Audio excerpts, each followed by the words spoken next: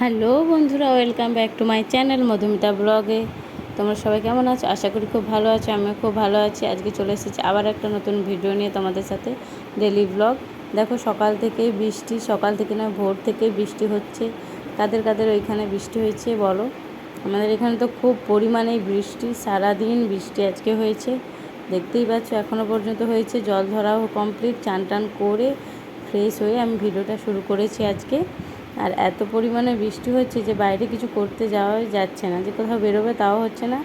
তাই তাড়াতাড়ি করে এখানে ভাতটাও বসিয়ে দিয়েছি। মেয়ের যেহেতু স্কুল আছে, জানি না স্কুলটা মানে হবে কি না, এত পরিমাণে বৃষ্টি হচ্ছে। তারপরে বললাম না, রেনকোট আছে যখন দুজনেরই চলে যাক বলে এখানে পটল ভাজা, আলু ভাতে আর পটল মাছের ঝাল রান্না করছি। যেহেতু আজ বৃষ্টির দিনে ভাবছি অন্য কিছু বানাবো। তোমরা থাম্বনেল দেখে অবশ্যই জানতে পেরেছো যে কী বানাবো। সন্ধেবেলা এখানে আমরা খেতেও বসে গেছি। মেয়ে স্কুল যাবে, ওর বাবা চান করে দিয়েছে। দেখো ওরা খেতে বসে ভাতের আকৃতি কীরকম করেছে বাবা মেয়ে মিলে। আমি এখানে আলু ভাতেটা মাখছি। আমার সত্যি কথা বলতে, আমার যাই তরকারি হোক একটু যেন আলু ভাতে থাকে, আমার ভালো লাগে। এবার কার কী ভালো লাগে জানি না। এই দেখো, ওরটা করেছে চারকোনা, ওর বাবারটা করেছে ত্রিকোণা, আর আমারটা করেছে গোল। কীরকম দুজনে বসে বসে ওই রকম কীর্তি করছে। আলু ভাতে ওরাও ভাগ নিয়েছে। পটল ভাজা আর পটল মাছের ঝাল করেছি, বেশি কিছুই বানায়নি। আর ভিডিওটা কার কার ভালো লাগে অবশ্যই কমেন্ট করে জানিও। কেমন লাগে, কার কী পছন্দ কমেন্টে অবশ্যই জানিও। তারপর ওকে স্কুল দিয়ে আসার পথে ওর বাবা, যেহেতু সেবেলা বিরিয়ানি হবে সন্ধেবেলা, তাই জন্য ডিম ছিল না। যেহেতু আমাদের নিরামিষই চলছিল, তাই ডিম টিম কিছু ছিল না। এই ডিম নিয়ে এসছে, আর বাড়ির যা বাজার দরকার ছিল সেগুলো ওই স্কুল দিয়ে আসার পথে নিয়ে এসেছে। হলুদ গুঁড়ো, লঙ্কার গুঁড়ো, ওইগুলো বের করতেছি। এই যে বিরিয়ানির মশলা, আমাদের হোমমেড বিরিয়ানির মশলা বানানো আছে বাড়িতে, তবু বললাম একটা ছোটো প্যাকেট নিয়ে আসবে। আর এগুলো তো কসবাইড, এইসব নানান ধরনের সাংসারিক বাজার, তেল, যা যা কিছু মানে বাড়িতে অনেক কিছু মশলা আছে। আর যেগুলো ছিল না সেইগুলো নিয়ে এসেছি। এটা ময়দা নিয়ে এসেছে। আর ভিডিওটা আজকে সকাল থেকেই শুরু করেছি। এই যে বিরিয়ানির চাল এখন এই রকম 500 করে চাল করে দিয়েছে। আমি বলি কী ব্যাপার, এইরকম চাল কেন? এতে 500, দেখলে মনে হবে না যে 500 আছে, কিন্তু চালের ওয়েট তো। আর এদিকে সন্ধে হয়ে যেতে আমি বিরিয়ানিটা বসিয়ে দিয়েছি। যেহেতু অনেকটা টাইমই লাগে বিরিয়ানি বানাতে, আজকে বিরিয়ানিটা বানাবো সত্যি একদম অন্য স্টাইলের। এর আগে অনেকবারই বানিয়েছি অন্য স্টাইলে, এবারে বানাচ্ছি অন্যরকম। দেখো, এইদিকে ডিম আলু সেদ্ধ বসিয়ে দিয়েছি, আর এদিকে দেখো মাংসটা ম্যারিনেট করে রেখেছি। এবারে বানাবো বিরিয়ানিটা মাংস ভাজা, মানে ভেজে নিয়ে। অন্যান্য বারে মাংসের মতো কষে নিই, তোমরা ভেজে একবার বাড়িতে বানিয়ে আমাকে এই স্টাইলের একটু বানাবে, বানিয়ে আমাকে কমেন্ট বক্সে বলবে যে কেমন হয়েছে। আর এইদিকে আমি ওইদিকে ডিম আলু সেদ্ধ হয়েছে, ওর মধ্যে দিয়েছিলাম রসুন বাটা, আদা বাটা, আর লবণ, হলুদ গুঁড়ো, লঙ্কার গুঁড়ো, আলু ডিম সেদ্ধতে। ওই জলটাকে আমরা রেখে দেবো, যে আলু ডিম সেদ্ধ হয়েছিল ওই জলটা রেখে দেবো, যেহেতু ওইতে রসুন আর আদা বাটা আছে। আর এইখানে ভাতটা দিয়েছি, আর গোটা গরম মশলা দিয়ে, তেজপাতা দিয়ে, লবণ আর সাদা তেল দিয়ে দিয়েছি, ভাতটা যাতে গায়ে গা না লাগে। আর এদিকে বেরেস্তা ভাজা হচ্ছে। আর এইটা হচ্ছে আমাদের বাড়ির বিরিয়ানি হাঁড়ি। আমি বানিয়েছিলাম, মানে কিনেছিলাম আর কি, যে প্রায় সময় বিরিয়ানি এটা ওটা হয় তো, তাই জন্যে আমি বলি একটা বিরিয়ানির হাঁড়ি কিনি বলে কিনেছিলাম। এদিকে বেরেস্তাও ভাজা হচ্ছে। এদিকে দেখো বেরেস্তা ভাজা হয়ে চিকেনটা ভেজে নিয়েছি। চিকেনে আমি কিছুই দিইনি, শুধুমাত্র লঙ্কার গুঁড়ো, হলুদ গুঁড়ো আর লবণ।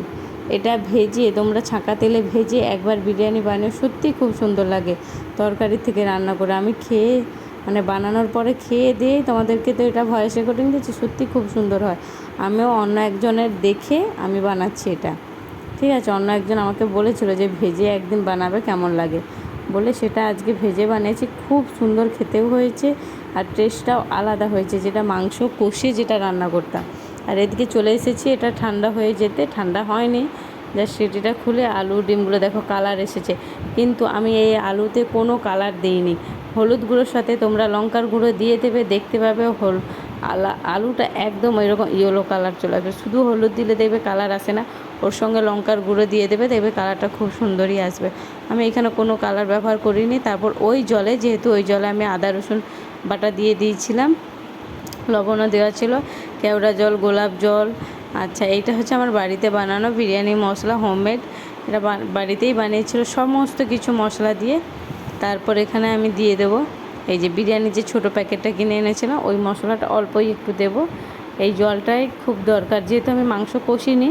আর এর মধ্যেই দিয়ে দিয়েছিলাম আদা রসুন বাটা, লবণ, হলুদ গুঁড়ো, লঙ্কার গুঁড়ো, এর মধ্যেই দিয়ে দিয়েছিলাম আলু আর ডিম সিদ্ধ সময়। আর এখানে দিয়ে দিচ্ছি আতর, এই কোম্পানির আতরটা। আতরটা খুবই মানে যাদের বাড়িতে মানে কম আতরের জন্য যারা খায় না, এটা কিন্তু অতটা মানে সেইভাবে গন্ধটা নয়, তীব্র গন্ধটা নয়, কিন্তু খুবই ভালো দেখায়। এতটাও আমি দিয়েছি, তাও বিরিয়ানিটা তেমন একটা সেন্ট হয়নি, যেহেতু আমাদের মা মানে সেন্টটা পছন্দ করে না, তাই অল্পই দিয়েছি। আর এখানে দিয়ে দিচ্ছি 1 প্যাকেট আমুল গুঁড়ো দুধ ওই জলটারই মধ্যে, ওটাকে গুলিয়ে রেখে দেবো এখন।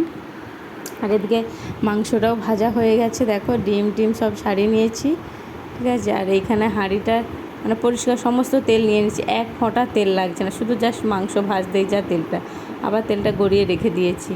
এইদিকে দেখো মাংসটা যাতে মানে এর ওপর ওর ওপর না থাকে, একদম লেয়ারে দিয়ে দেবো। এইবার স্টিম বানানো করা হবে। এবার মাংসটা দিয়ে দিয়েছি, এর ওপরে দিয়ে দেবো আলু আর ডিম সিদ্ধ, ঠিক আছে। দেখো এই রকম করে তোমরা একবার বানিও আমার কথা শুনে, আমিও অন্য লোকের কথা শুনে বানিয়েছি। আমি সবসময় কষে রান্না করি, আর আজকে বানিয়েছি অন্যরকম, পুরো দোকানের রেস্টুরেন্ট স্টাইলের চিকেন বিরিয়ানি খেতে লাগবে। আর এই দিকে দেখো এই টক দই দিয়ে দিয়েছি, আর এই বেরেস্তাগুলো ভেজেছি। বেরেস্তা একটু কড়া ভাজা আমার ভালো লাগে, তাই আমি একটু কড়াই ভেজেছি, যে যেমন ভাজবে তেমনই করবে। তারপর দেখো বেরেস্তাগুলো দিয়ে দেবো, খুব সুন্দর। এইরকম হাঁড়ি হলে কী বলো তো, বিরিয়ানিটা একদম মানে সমান লেয়ারেও থাকবে। আর এই দেখো সেই জলটা, যেই জলটা আমি বানিয়েছিলাম, আমুল দুধও কিন্তু দিয়েছিলাম, এই দেখো ওই জলটা আমি দিয়ে দিচ্ছি নিচে। যদি বলে এত জল, ভাতটা তোমরা যে চালটা বানাবে সেটা বলে দিচ্ছি একদম হাফ সেদ্ধ, মানে যেন একটু কাঁচা কাঁচা থাকে। কারণ এখানে এই জলটা, যেহেতু আমরা মাংস কষে রান্না করছি না, এই জলটা কিন্তু প্রয়োজন। এই জলটা অল্পও করতে পারো, কিন্তু ওই আলু ডিম সিদ্ধর জলটা ফেলে দেওয়া যাবে না। এবার এর মধ্যে এই দেখো ভাতটাও দিয়ে দিচ্ছি, তাই জন্য বলছি ভাতটা করবে যেন একদম কাঁচা কাঁচা থাকে, কারণ এর মধ্যে আধ ঘন্টা মানে ফুটবে। তাই জন্য বলছি পুরো দোকানে যেমন বানায় তেমনই আমি বানাচ্ছি, একদম আলাদা না, এইরকমই দোকানে বানায়। যেহেতু দোকানে তো বড় বড় হাঁড়ির বানায়, ওরা কি আর মাংস কষিয়ে আলাদাই করবে? তাই বলছি ভাতটা কিন্তু একদম আধা ভাত করবে, মানে অনেকে 80% 90% সেদ্ধ করে, অতটাও যাবে না, 50% সিদ্ধ করে, আর 50টা এই হাঁড়িতে হয়ে যাবে। এখানে দুধে দিয়ে আমি স্যাফরন রেখে দিয়েছিলাম, সেটাও দিয়ে দিলাম, এবং এর উপরে একটু বেরেস্তা রেখে দিয়েছিলাম, দিয়েছি। আর এই যে কাঁচা ঘি দিয়ে আমি এটা স্টিমে আধ ঘন্টার জন্য বসাবো, যেহেতু আর নিচে অতটা জল আছে, মাংসটা খুব ভালোভাবে সেদ্ধ হয়ে যাবে। আর সত্যি কথা বলতে মাংসর ভেতরে যে হাড়গুলো ছিল তার মধ্যে কোনো রক্তও ছিল না, কিছু না।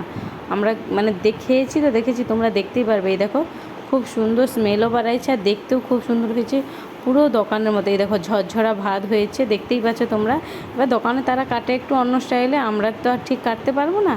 দেখো পুরো ঝরঝরা কিন্তু ভাত হয়েছে। তোমাদেরকে বারবার বলছি, চালটা যখনই সেদ্ধ করবে তখন কিন্তু একদম মানে হাফ সেদ্ধ করবে, পুরোটাই করবে না।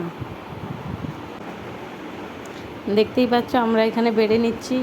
আর কারা কারা বিরিয়ানি খেতে ভালোবাসো অবশ্যই কমেন্টে জানিও। এই যে আমি আমার মেয়ে খেতে বসে গেছি, সত্যি চিকেনটা এত সুন্দর হয়েছে, আমি ফার্স্ট টাইম এই